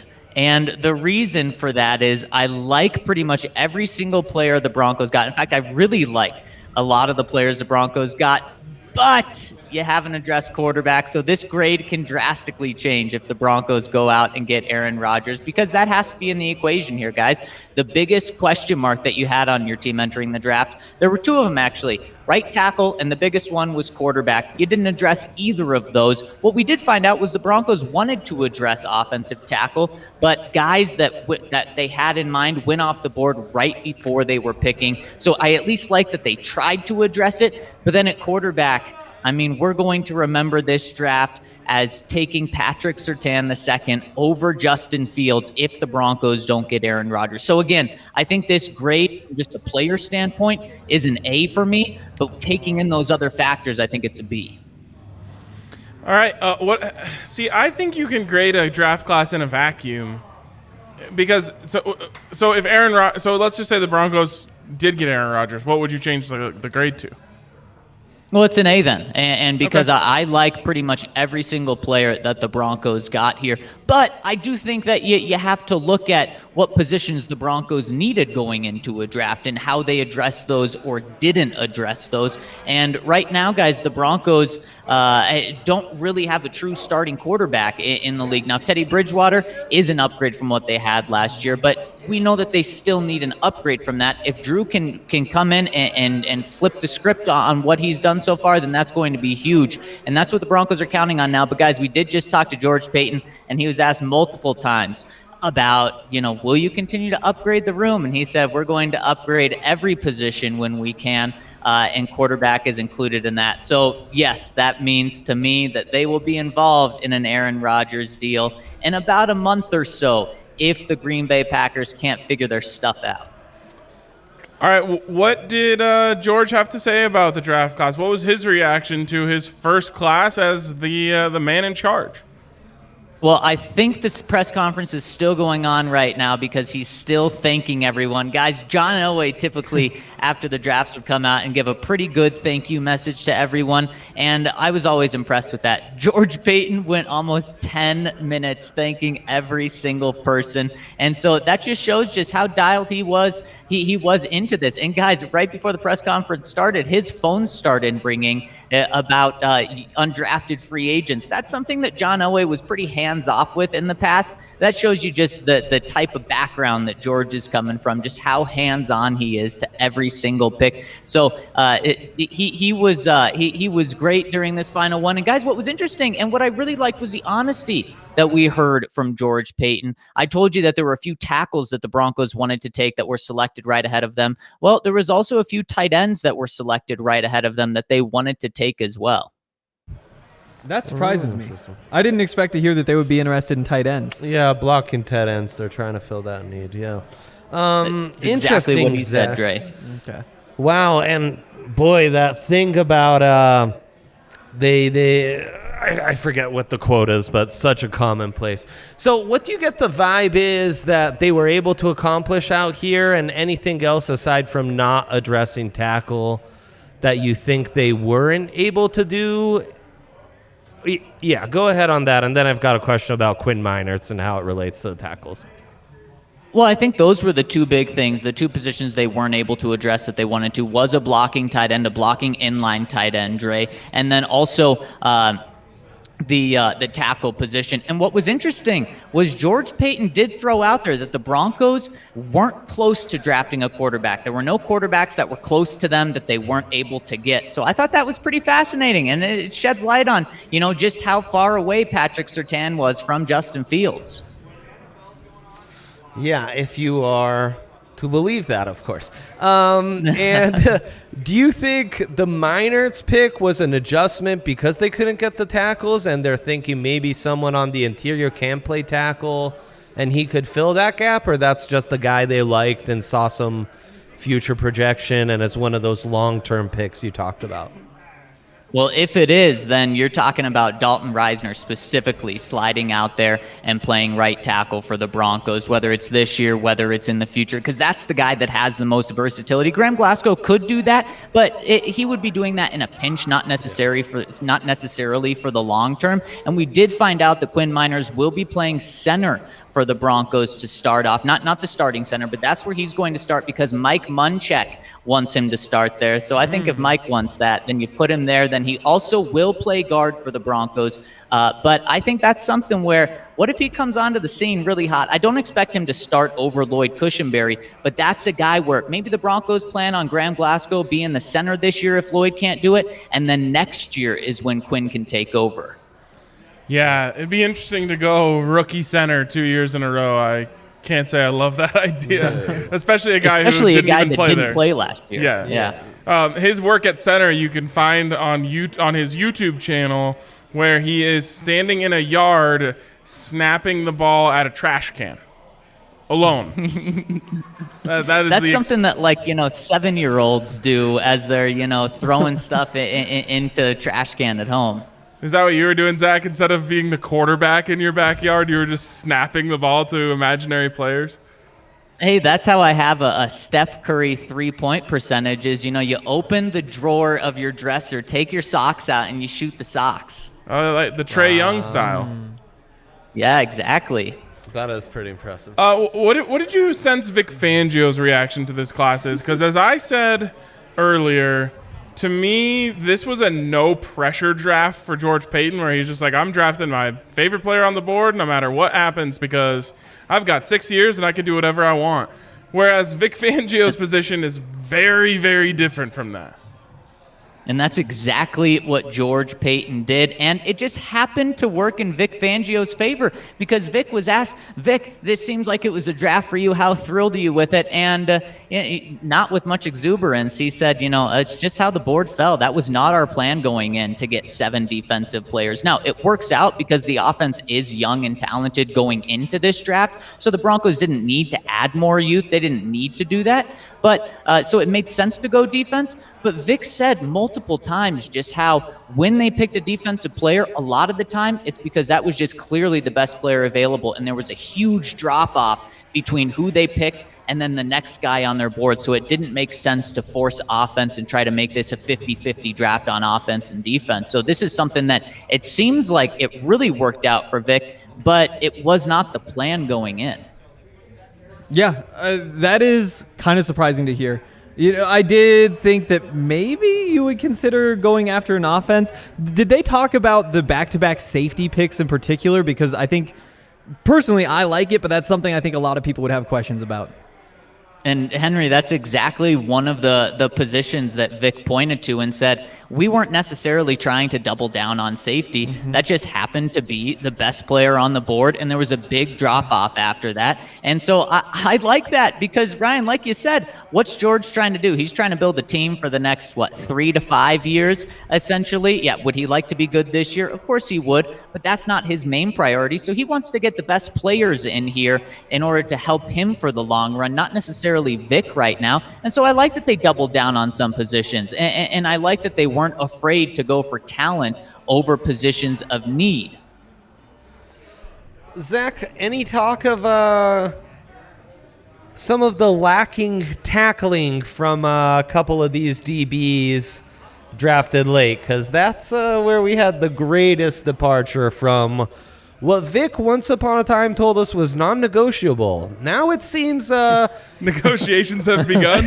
Indeed. And coaching should commence on those non-negotiable traits as well. I think he's got it's up to him to teach him how to tackle now. I'm not sure how much negotiations there were in that, guys, because if there were negotiations, Vic would have said no way on those guys. And that was probably the most mind-baffling thing of this draft outside of, what happened in the decision with that first-round quarterback was, wait. Just like you said, Dre, Vic has to have guys that tackle on defense. Yeah. And you look at some of these guys they got, they're ball hawks. They're guys that can make great plays on the ball in the air, but their biggest weakness is tackling. That doesn't really seem like something Vic would want. And speaking about Carey, the corner from LSU, he was asked, where do you see him? And Vic said, we really see him inside. He can play outside, but he's not going back to safety. And so to me, that told me we don't like his tackling nearly enough. I can't have 2 or 3 corners that can't tackle at safety. Well, and you got 2 safeties who can't really tackle. This is literally turning into Vic's nightmare. Yeah. If Vic is around in 2022, guys, you may see him really try to push to keep Kareem Jackson if neither of those rookies learn to tackle this year. Seriously. All right, anything else from the press conference that we need to know?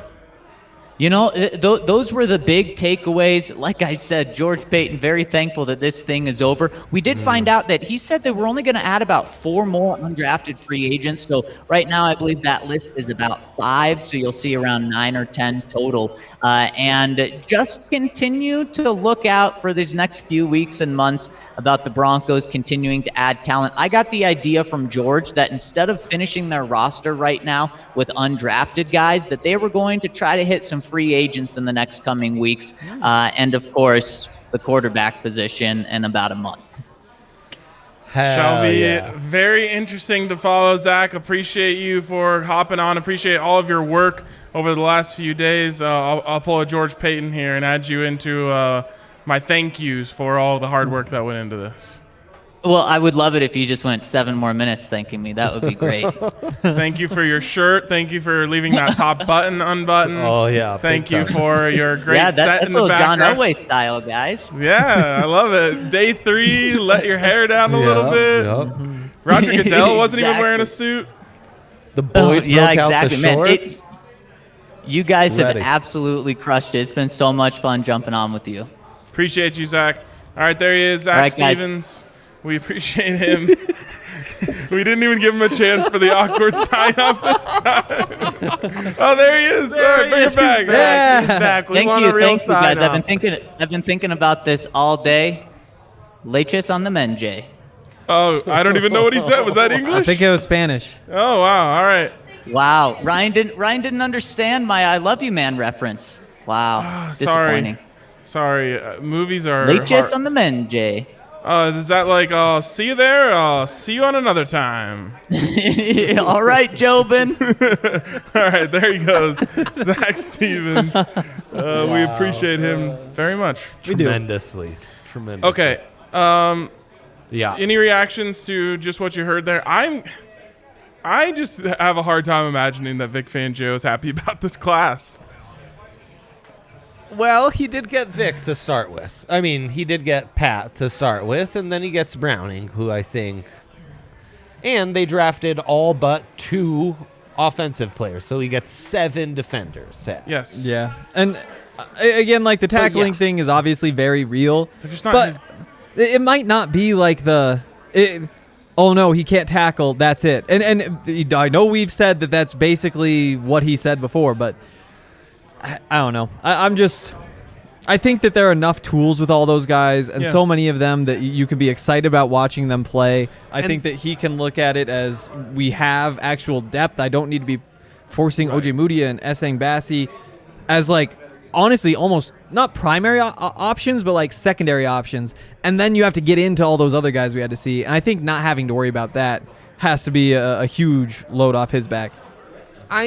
They are Fangio guys in the versatility Yep. they present, but yeah, not so much in the lack of tackling and physicality.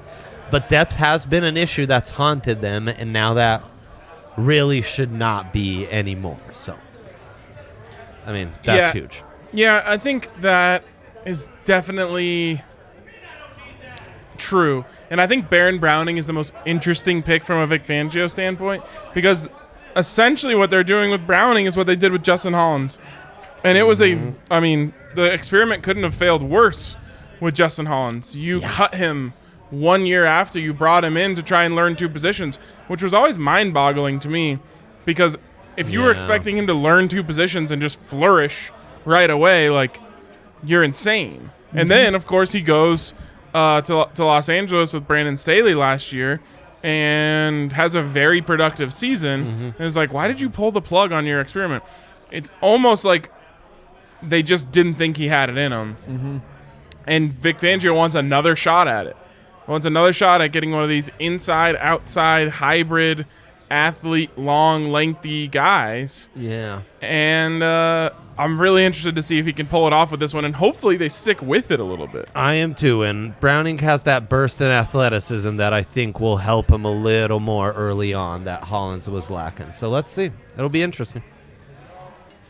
Very, very interesting. All right, you're looking at the draft class here, and that is going to be an interesting class, one that will forever be remembered as George Payton's first class. John Elway's first class had a little bit more explosion at the top, of course, with Von Miller being in there. Oh. Yeah, and then trading out of the Kaepernick pick in the second round. I mean, that one had some You real mean highlights. Russell Wilson? Wait. Yeah, Kaepernick. Yeah. Oh. Yeah, they trade down from the first pick of the second round to move down and add another second rounder, and they went Orlando Franklin, Raheem Morris. Is that Raheem Moore? Raheem Moore, yeah, sorry. Interesting. So we'll look back at this one. Yeah, and I remember the first draft of the McDaniels regime.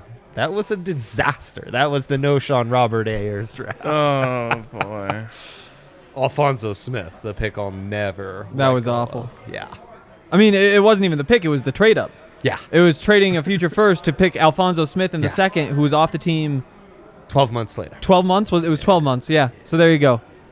Josh McDaniels. Legend. Josh McDaniels. That's that on the same level as the Titans lineman. Isaiah there. Wilson, Yes, that's it. Yeah. It really is. Yeah. It really is. Except they didn't trade up for him, did they? No. No, Yeah. but they Wow. already just had the 31st They pick. used the first round 31st? pick on it. Yeah, Something like that. regardless. So Good Lord. hopefully this 29. is right up there with the Vaughn draft. Yeah, absolutely. Yeah. And obviously, I think Zach's perspective on that is the perspective a lot of fans are going to have, which is if the Broncos go and trade for Aaron Rodgers, this suddenly becomes a fantastic draft. If they don't, people are going to have questions, and Justin Fields will be watched his every move by Broncos fans for years to come until the Broncos get this thing figured out. Because, again, if they trade for Aaron Rodgers, people will understand why they passed on Justin Fields. Right. And even if Justin Fields goes on to have a great career, It's still understandable. it was still understandable.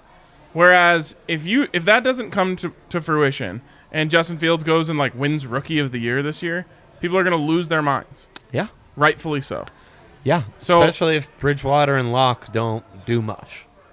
I think that is what, again, depending on what happens with Aaron Rodgers, that this draft will be remembered for that move.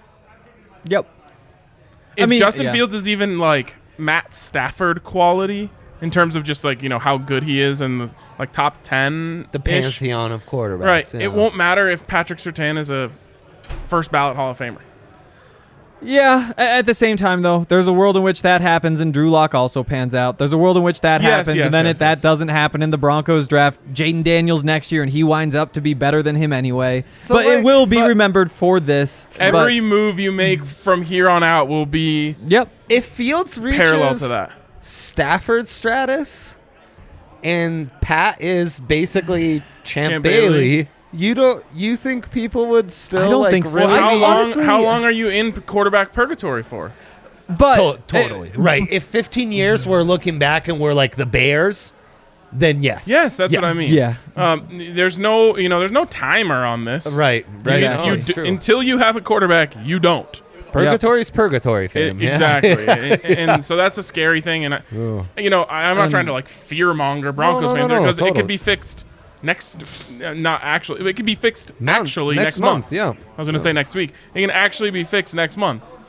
You're out for a short period of time, but you're out. So it's just that dynamic will be really interesting. I guess the good thing for George Payton is that Justin Fields is in Chicago, where they have arguably never once successfully developed a quarterback. No. They will not. Facts, yeah. They will not.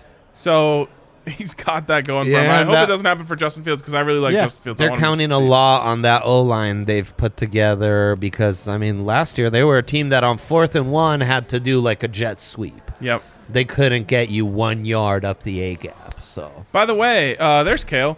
I got my first experience hearing the Black Pumas today. Ooh.